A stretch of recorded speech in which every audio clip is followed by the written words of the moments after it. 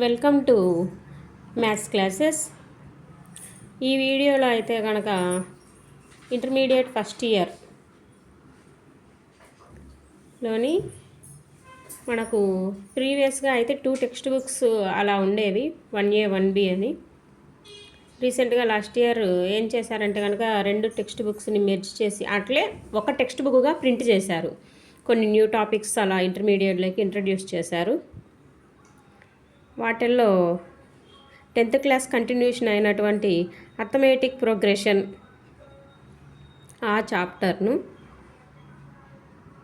Sequences and series అనేటటువంటి chapter నేమ్తో 8th చాప్టర్గా first ఇంటర్లో introduce చేశారనమాట. ఇందులో మనకు సేమ్ 10th లాగానే కంటిన్యూషన్ ఉంటుంది. కాకపోతే ఇక్కడ 10thలో ఏంటంటే కనుక అర్థమెటిక్ ప్రోగ్రెషన్ ఒకటే ఉంటుంది. ఇక్కడ వచ్చేసరికి arithmetic progression, geometric progression, different type of problems అనేవి ఇందులో ఉంటాయి. ఎలా చేయాలి అనేది చూద్దాం. ఇక్కడ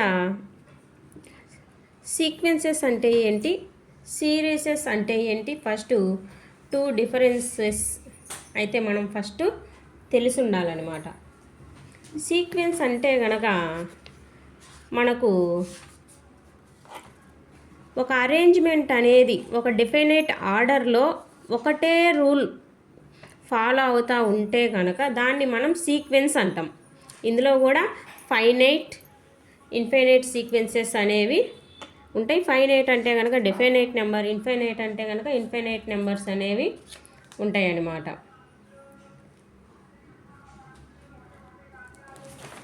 అదే మనకు సిరీస్ అంటే కనుక మనకు ఏదైతే సీక్వెన్స్ ఉంటుందో దాన్ని మనం సమ్ రూపంలో ఎక్స్ప్రెస్ చేస్తే కనుక అలాంటి వాటిని సిరీస్ అంటామన్నమాట.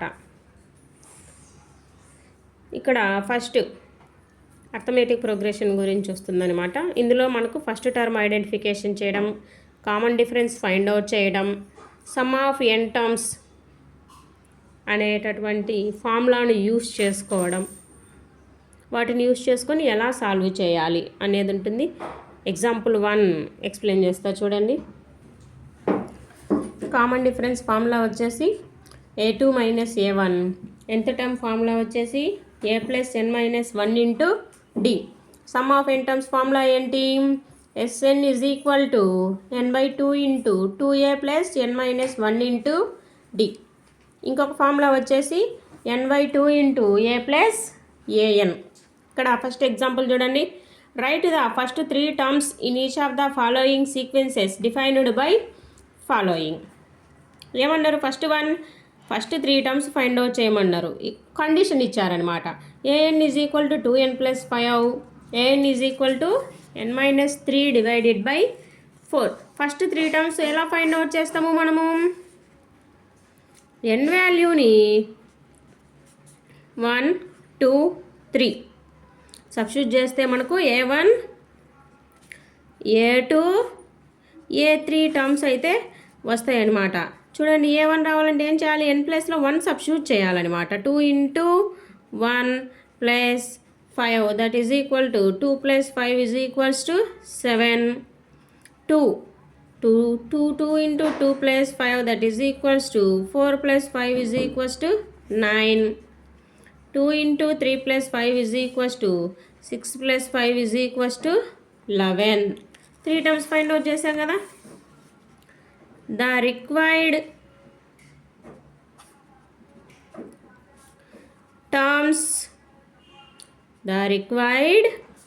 terms are 7, 9, 11. మనకు అడిగింది 3 టర్మ్సే కాబట్టి 3 టర్మ్సే ఫైండ్ అవుట్ చేసాము. Second, an is equal to n minus 3 divided by 4. ఇక్కడ కూడా 1, 2, 3 సబ్స్టిట్యూట్ చేద్దాం. a1 is equals to 1 minus 3 divided by 4 that is equals to minus 2 by 4 minus 1 by 2. First term వచ్చేసి minus 1 by a2, n ప్లస్లో 2 substitute చేస్తాం. 2 minus 3 divided by 4 that is equals to minus 1 by 4. Next A3 3 అంటే n ప్లస్లో 3 substitute చేయాలి.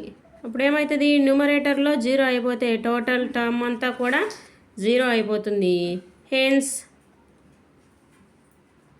The first three terms are -1/2, -1/4 and 0. ఈ chapter మనకు 10th క్లాస్లోనే వచ్చింది కాబట్టి ఏం పెద్దగా డిఫికల్టీగా ఏమి ఉండదు, ఫాలో అయిపోవచ్చు అనమాట. సెకండ్ ఎగ్జాంపుల్ చూడండి. What is the 20th term of the sequence defined by an n -1 2 - n 3 + n.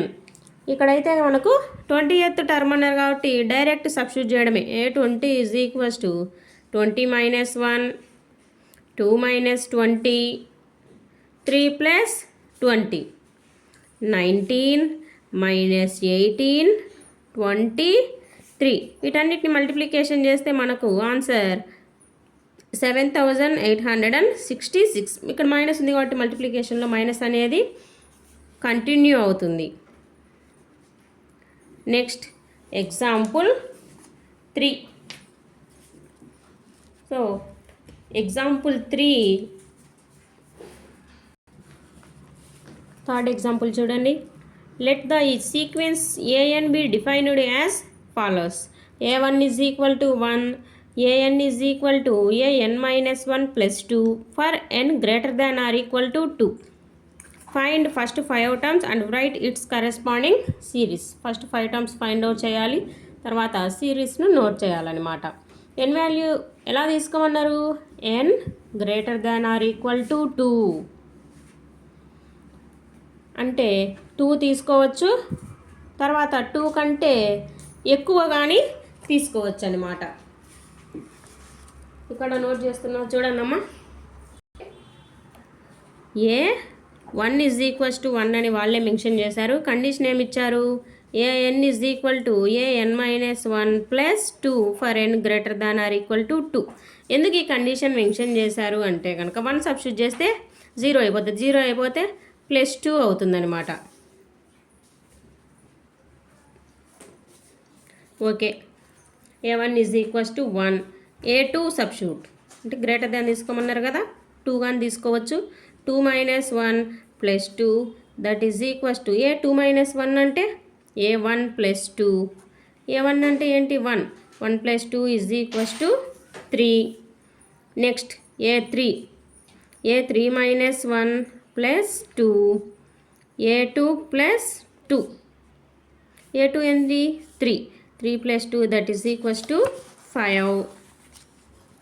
Next a4 n - 1 అంటే ఏమవుతుంది, a3 + 2 5 + 2 7. 5 కనుక్కోమన్నారు కదా, ఫస్ట్ 5 టర్మ్స్ అన్నారు కాబట్టి 5 వరకు ఫైండ్ అవుట్ చేస్తే సరిపోతుంది. ఇక్కడ 7 వస్తుంది, 7 + 2 that is equals to 9. Hence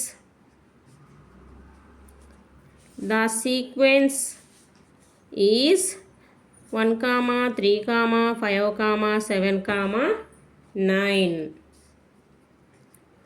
The corresponding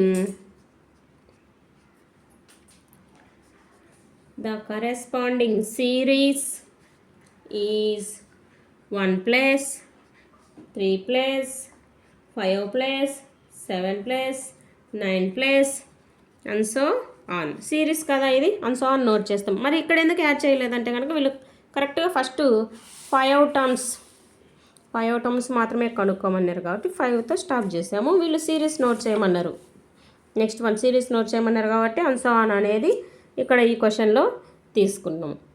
ఇంటర్మీడియట్కు సంబంధించిన సిలబస్లో మీకు ఏ టాపిక్ డౌట్ ఉన్నా కూడా కమెంట్ సెక్షన్లో కమెంట్ చేయండి, ఎక్స్ప్లెనేషన్ ఇస్తాను.